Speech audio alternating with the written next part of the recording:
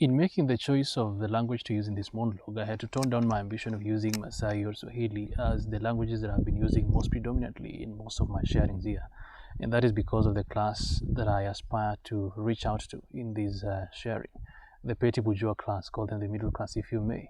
So this is a particularly interesting class for me, just as I think it should be for anybody who is concerned about the development of a national culture, because their ideals and their values most of the times work in incongruence to the general ideals of revolutionary movements, or even generally the national values that our people tend to uphold when they are resisting or when they are struggling, against forces of oppression or any such things.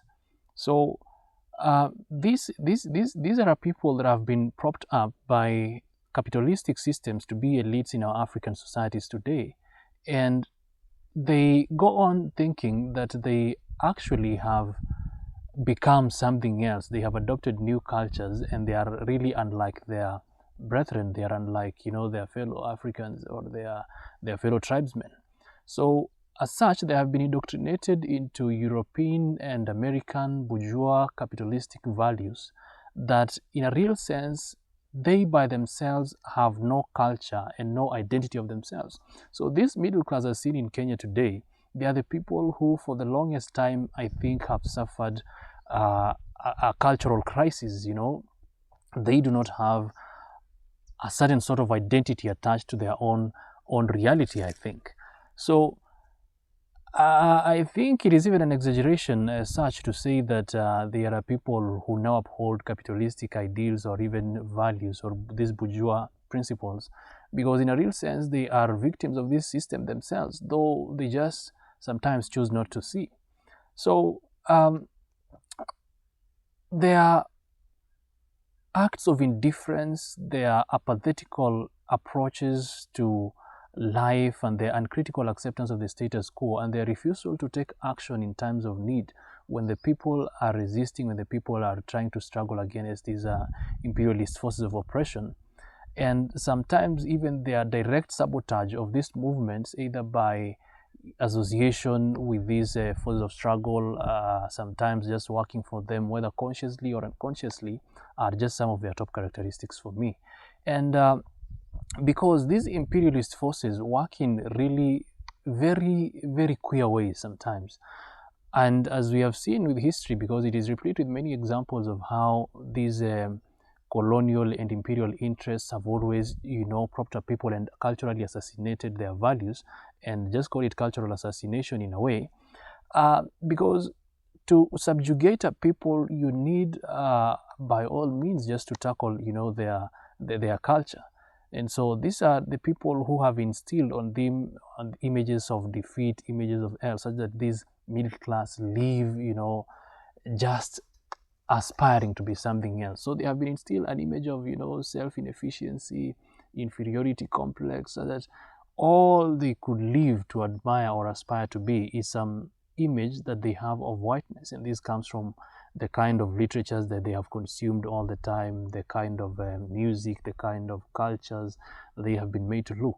And this is something that is seen from, I think, just the general principles and the general cultures of these imperialist interests.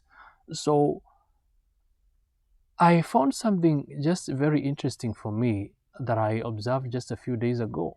And this was just a report that I found of some of the best-selling books in Kenya.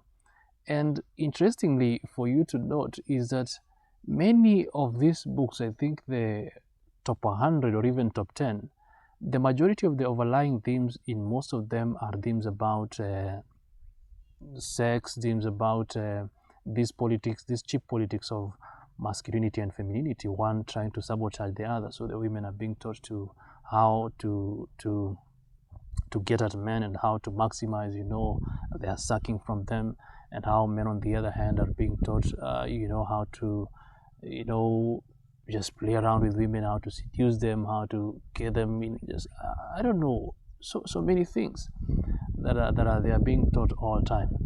So what really was interesting for me is that I was wondering, yes, these are the kind of books that people are reading, but even more striking is that there is a very stark similarity of something that was observed in the 1970s by Professor Ngugi wa Thiong'o of his generation at that time. And of this petty bourgeois class, he says that for them, sex and more sex is the answer. They want a kind of literature that titillates the senses, one that will make them pass through Mathare Valley without seeing it, one that basically will try to dull all their senses so that they don't see or perceive reality for what it is, and even, I think, all the ugly sense of it, the cruelty of the world for what it is. So try to tell them that the water they drink has been taken from the mouth of the thirsty, or the clothes that they wear have been taken from the bodies of naked children or the shabbily clad. And you might find yourself in a maximum security prison, which he actually did find himself in by the hand of his Kenyan government at that time.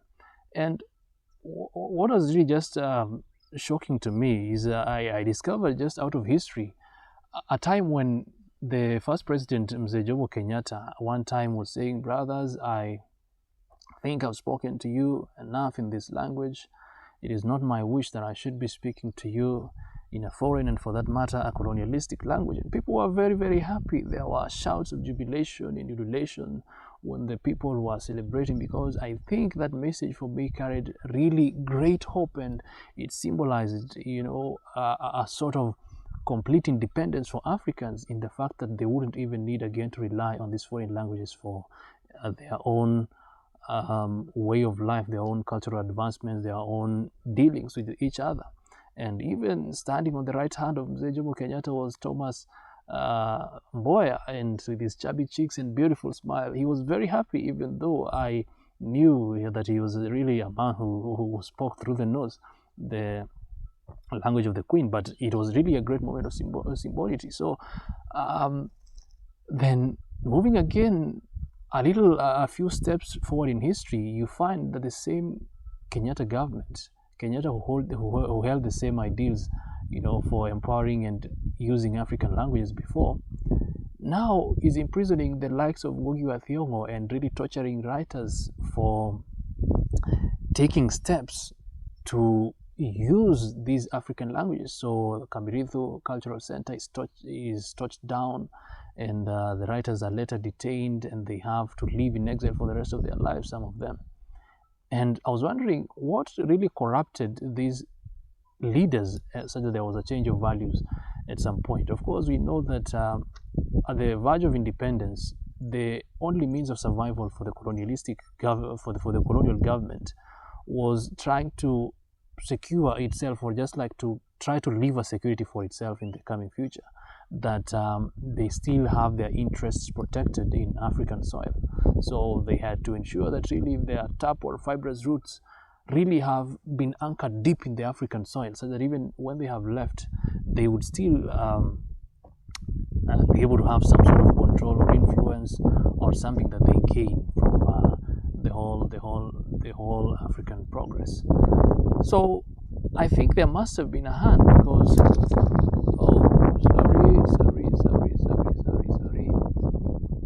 In the video, that is how we operate. So I'm just hanging this phone around somewhere, and then I have to rely. That part will not be edited out. In fact, I just paused as I tucked back the phone in its place. This is just how we do it. I mean, it's just organic.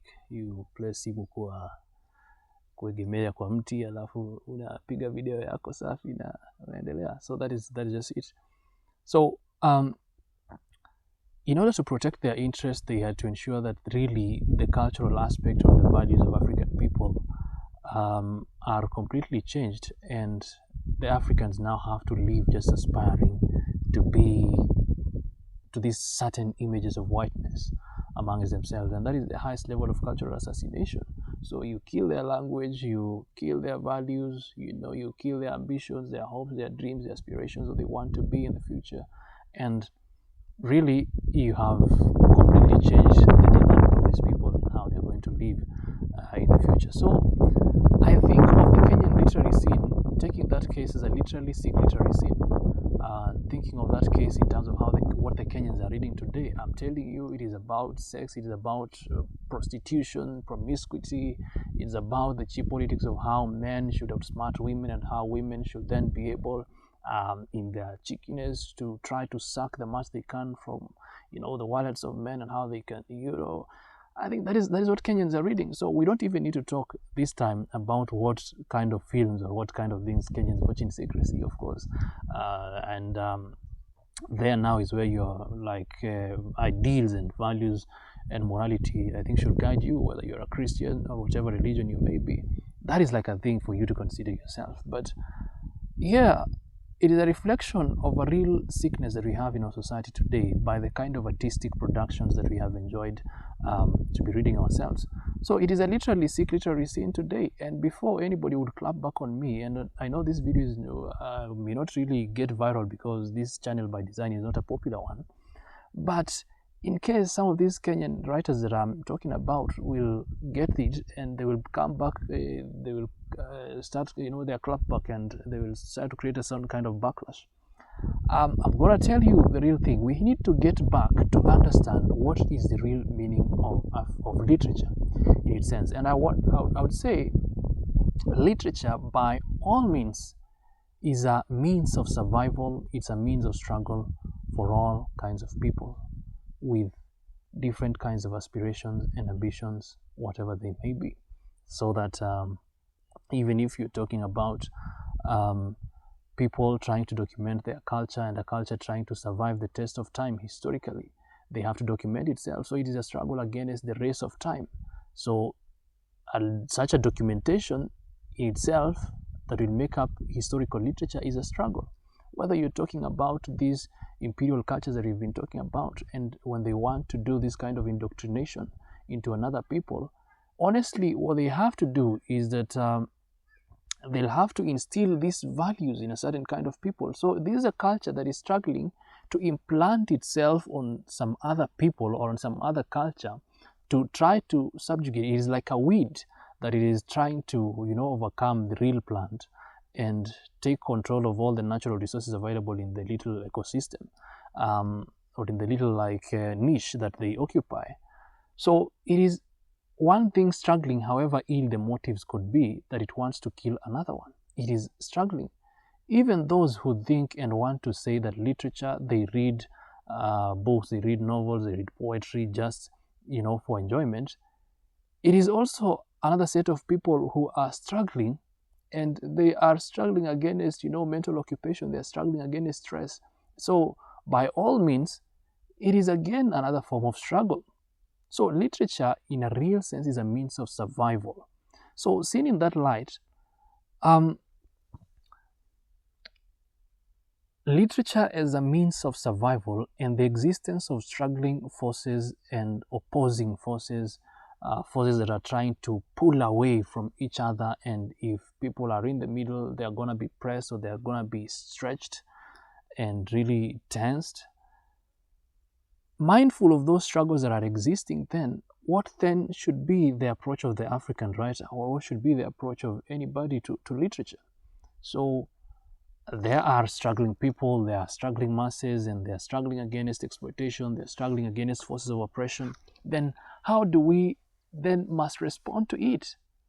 And I am not one who is trying to go into use this video to say that this is the model, or this is how we're going, or this is how we should do it.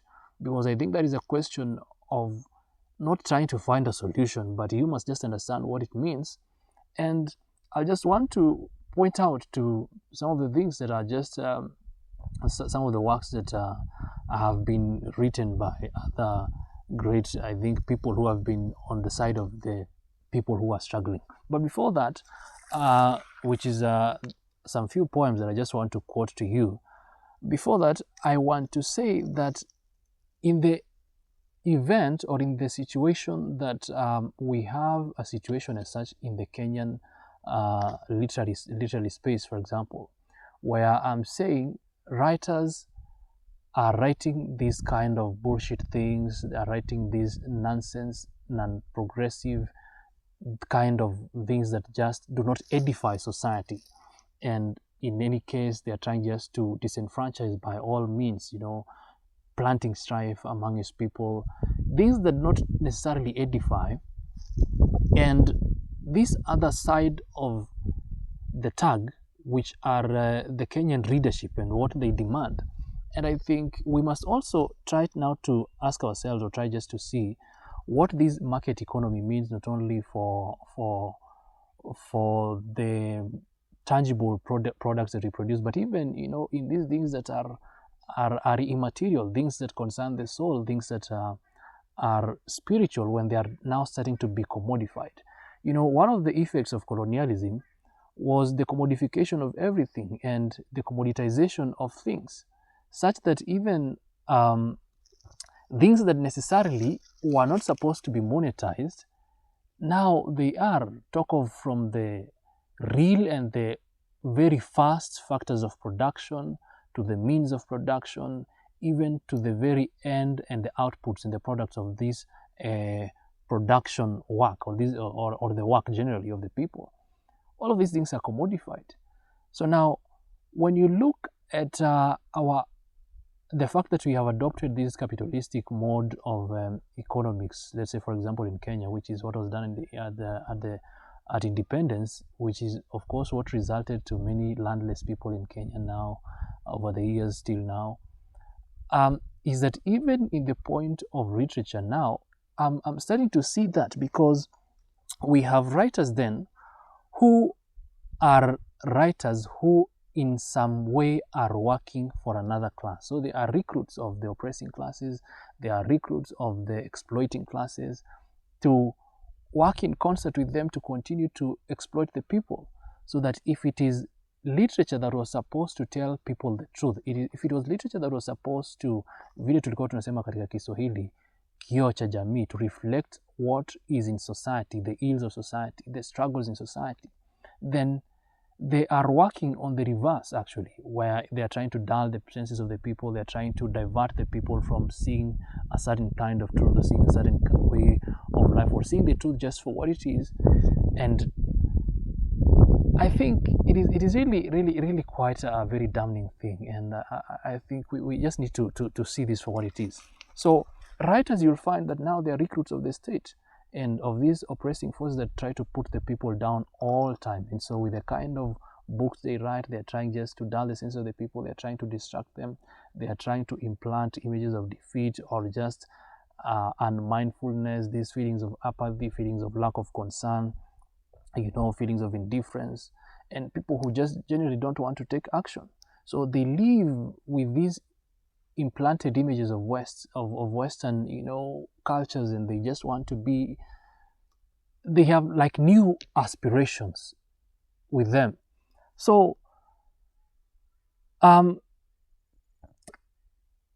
these people, after having been built as such for a long time, and now you find that they have adopted these things, so that they now are the ones who place the demand on writers, that is the kind of work that they must produce. And then the writers, because they have no philosophy whatever that grounds what they do, then they just have to do what, quote unquote, the market needs.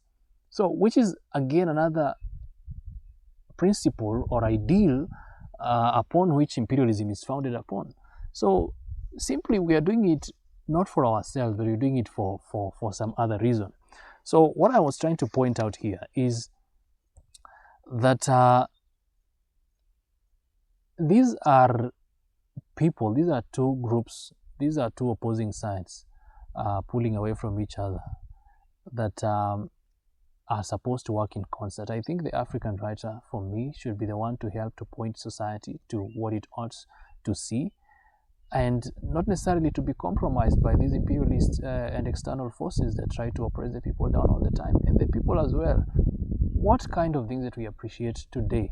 I think when you look at our artistic productions, and even just, not even that, but our general culture, our general approach to life, even in politics, even in just normal societal relations, it is a time where we celebrate bigotry, we celebrate, you know, arrogance, we celebrate all the bad things, instead of really all that enriches, all that edifies the people, all that is humble, all that is good, all that is, you know, revolutionary, all that tries to point people to see life not just for what it is, but for what it ought to be.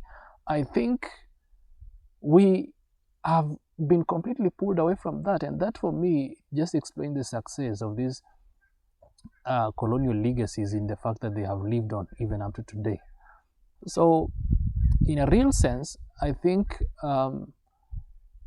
we must come out of that, and we must see that we are in a real hole. And the fact that we have our identity compromised as Africans, we don't see anything that we ought to see in the right way, that the reasons for which we do some things are not necessarily our own. I think that is an identity crisis. We do not know what it ought to be. And so, however much I try to explain this, I think for me, it was just important that I just share this so that we just try to see whether we get to think about this. And this is not necessarily to say that these are the kinds of books that we must write. These are the kinds of books that we must read. I think everybody has that to determine for themselves.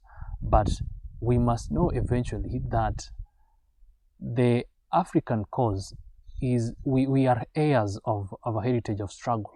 That is simply our heritage. And so I think that must reflect in all that we do. But the petty bourgeois class, of course, that has been duped with this kind of American and European bourgeois literature, that does not even know his history now. So we have to go to Europe to come back to see ourselves. So you want to know your Samburu people, you have to go to Europe, like you have to know them via Europe. You have to know them via European books. So, I mean, these problems, obviously, it's very, very impossible that we can even start the question of African writers using their languages to write. So, which I'm doing, but I know the problem is far much more greater than that, and that needs to be solved. So, of what I was to just share, Otto Rene Castillo, a Guatemalan poet, wrote at one time about their political intellectuals, and I think this is the petty bourgeois class. And he says that one day the political intellectuals of our land will be interrogated by the poorest of the people, and they will be asked, what were you doing when your communities were extinguished like a sweet fire, small and alone, right? And so they will not be asked about their attempts to discover the meaning of it all. Nobody will try to ask them about their fashion sense or their long lunches at the faculty club. Nobody will try to know all of these amazing things that they have tried to do. On that day, the poorest of the land will ask their political intellectuals what they did when the poor suffered. Those people who had no place in their books of poetry, in their papers, in their novels, they will ask, what did you do for them?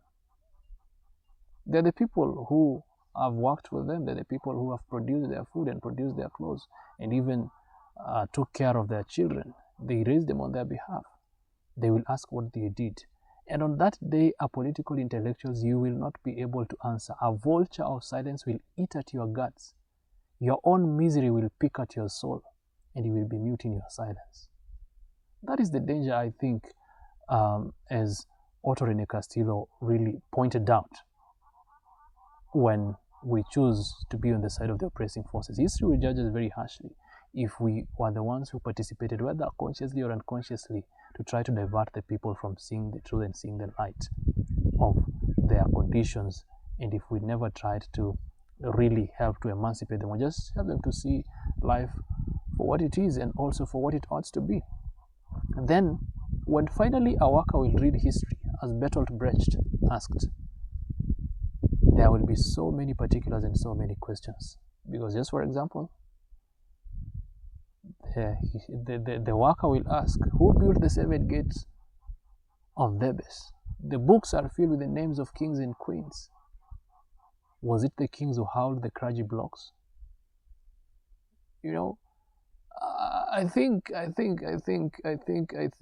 Kenyans, we need to see life really for what it is and for what it ought to be. And we who have been the educated, we who have sort of risen to be this elitist class of our society, I think we must use our abilities really to just help society to be advanced.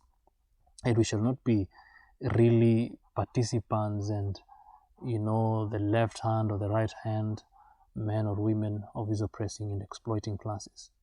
I think it should be said of us that we have the power, which indeed we do, and also the willingness to have and to bring about these changes and these transformations that we seek and desire in our societies today.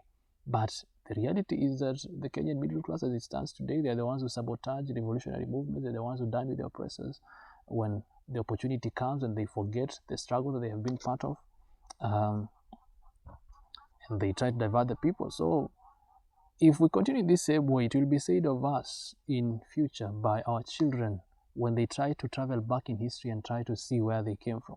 And they will find gaps because we never documented the real things that were happening. As my friend and namesake would tell me, that we owe posterity the memoirs of our times.